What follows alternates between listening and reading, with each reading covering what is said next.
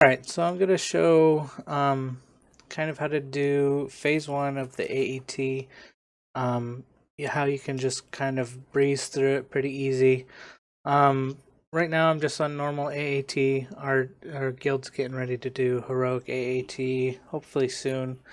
I think once I get my Han up to 7-star, we're going to try our first run. We probably won't do too well on it, but, you know, just going to try it out and see how it goes. But for now, this is normal AAT. And I'm going to explain why I'm bringing these people for this part of the phase one. So Tebow, on his leadership ability, obviously he gives them stealth, but I don't really care about that. There's not really a counter in phase one, but fully upgraded to level 8, his it also gives plus 25% turn meter gain chance. Basically, they have a 55% chance to gain stealth, but they also have a 50% chance to gain 25% turn meter at the end of their turns. So this just makes everybody a little bit faster. It's not necessary. You can do this part of the phase one of the raid with just honestly just Commander Luke Skywalker and Raid Han. And I've done it before too, but this just makes it a little bit easier. So that's why we have them. And then BB-8, he never has to attack. So the thing about General Grievous, and I'll show you once we're in there, is that basically you either want somebody who can remove turn meter every time they attack, or never has to attack. So like Hermit Yoda would actually be a good one to add to this if I ever get him. Tebow, I'm gonna actually try and pull him out as soon as possible.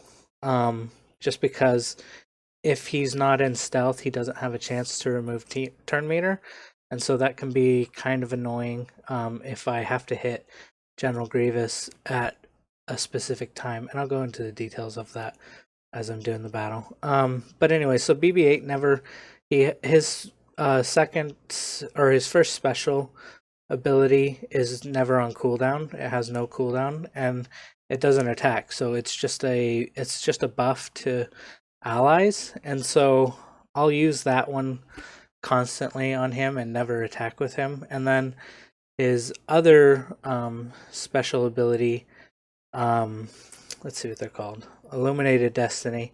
Covert Data Transfer. Yeah, this one's always on cooldown. There's no cooldown. It's weird that way. I don't know why. But you don't need it all the way up to 8. 7's fine.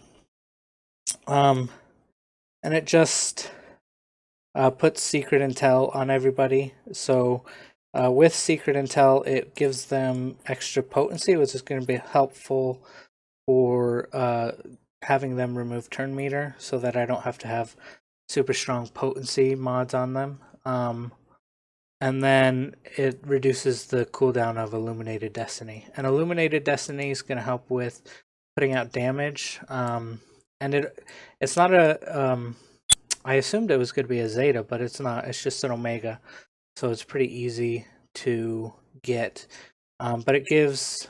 it provides protection. Starts on cooldown and can't be evaded. Blah, blah, blah, blah, blah. Oh, here we go. It gives all allies gain 80% turn meter and gain advantage, critical chance up, critical damage up, offense up, and speed up for 4 turns. So the 20% protection is just for droid and resistance allies, which there's nobody else on here that's a droid or a resistance. Some people take R2D22 to put down stealth. I don't find that necessary, and it just gives you an extra thing that could potentially mess up General Grievous and give him 100% turn meter. So anyways, so just having this, obviously speeds them up more, gives them more critical chance for more damage, more critical damage for more damage, more offense for more damage, and then speed up to make them faster. So that's why I take BB-8 as well. And he doesn't have to be like super decked out. You know, he has a fair amount of survivability, but he doesn't even really need it because you'll see there's nobody else is going. So Raid Han, once if you get his Zeta on him, he'll attack twice every time he does his basic, and his basic has a chance to remove turn meter if they are over 50% turn meter. So if he attacks twice while they're at like 85% turn meter, then he'll get them to go down to 50% turn meter. Then the next time he hits them, it'll go down 35%. So that'll leave them with 15% turn meter if they started at 85%, which is really good against General Grievous, because if he gets hit at the beginning of the first hit, then he'll get to 100% turn meter, then it'll remove 35% turn meter because it's over 50%, no matter what it started at. And then it'll remove another 35%. So that's why Han Solo is really good against General Grievous. And then Commander Luke Skywalker, both of his attacks have a chance to remove turn meter. With Destined Strike, they have to have speed down first, but after that, it'll remove 30% turn meter every time, and pretty much General Grievous will always have speed down, which is also helpful for keeping him slow enough so that you get to go as many times as you can.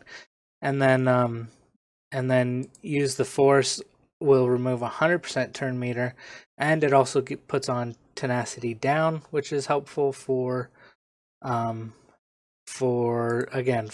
able to proc that your turn meter down stuff. So in general, he's all good. And then he has lots of sustain. You know, he can use call to action if he's running low on protection or health. It gives him 40% of both. And then Han Solo has good lifesteal, so his protection should be gone by the end of this, but he'll have full health pretty much the whole time. So let's go into the battle and ignore that it's saying you don't have a full team. That's fine.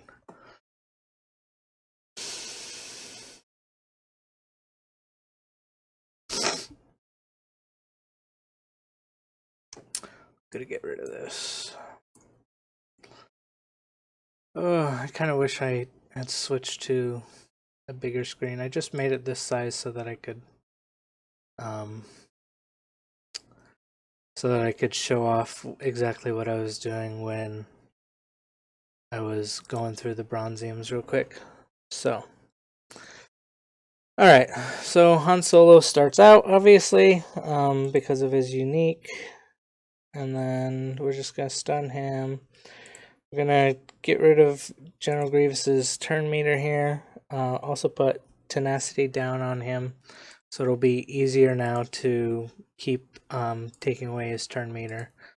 So the only time I really use BB-8's basic is just to get rid of, these extra little guys. I don't know why he didn't take any damage, but he got tenacity down.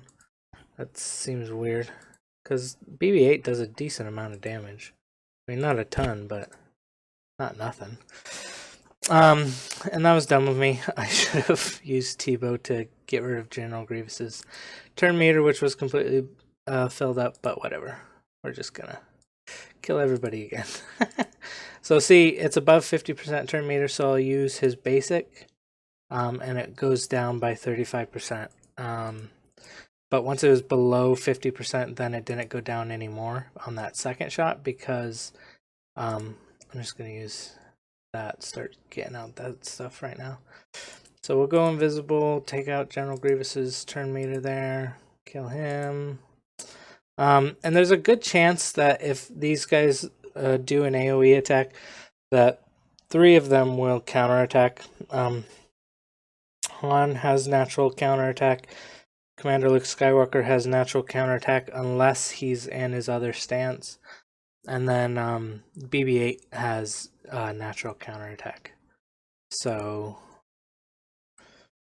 he might get a chance. No, he's gonna die. Okay, so There we go again. And the idea is just to keep the turn meter down. So that's pretty much it. Like it's a pretty easy thing. And I'm just I'll probably speed this up here in a little bit. So right now we don't I didn't put buff immunity with Commander Luke Skywalker's special, so he was able to gain this tactical maneuvering. Right now it doesn't matter. There's no 25% offense, gain 30% turn meter whenever another ally is attacked. So he doesn't have any allies right now, so it doesn't matter. Hopefully Tebow will go next. I think he has 100% turn meter here, and then remove that. So that's the basic idea, is when he normally gains that buff, which on normal AAT is every 10 times he's attacked, he'll gain that buff and gain 100% turn meter. And if there was an ally, that ally would taunt. Or if there's multiple allies, one of them would randomly taunt. So that's the basic idea of this team, is we're just getting rid of his turn meter as soon as he gains it, basically. And then he normally won't even have this tactical maneuvering buff at all, because this one will apply buff immunity, Luke's second special attack there. That also removes 100% turn meter. That one applies buff immunity, so now he's not going to gain that again. And so again, we're just going to avoid attacking him with anything that doesn't remove turn meter. So currently Tebow is out of stealth and doesn't have anything. He could use this if he still had that buff, and that could remove turn meter, but you know, we don't have anything. I'm just going to hit him normally. I don't think this is attack 10, so he didn't gain the turn meter there, so we're safe. But that's why I want to get rid of Tebow, is just because he's a hindrance in that sense. I just want him for the leadership ability. So that's pretty much all I'm using him for.